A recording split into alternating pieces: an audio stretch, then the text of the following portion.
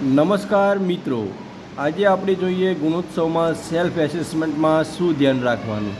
તો આપણે self assessment પર ટિક કરીશું અને અહીં એડમિનિસ્ટ્રેટિવ જે બે ફ્રેમવર્ક છે, એડમિનિસ્ટ્રેટિવ એન્ડ એકેડેમિક.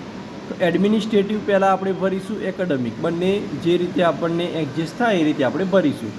તો અહીં આપણે જોઈશું કે જો આ રીતે આપણે જે રીતે ભરતા જઈએ તો અહીં જે પણ આપણે મોડ્યુલ ભરતા હોઈએ છીએ એ મોડ્યુલ આપણે 100% થયેલું હોવું જોઈએ. કોઈક મોડ્યુલમાં કેવું હોય, ફોટો અપલોડ કરવાનો હોય છે અને આપણે ફોટો અપલોડ કરતા નથી તો તે મોડ્યુલ પૂર્ણ ભરેલું ગણાતું નથી. જો આ મોડ્યુલમાં ફોટો અપલોડ કરવાના બાકી છે તો અહીં લખેલું હશે આધાર 25માંથી 15 જ થયા છે, 10 આધાર બાકી છે.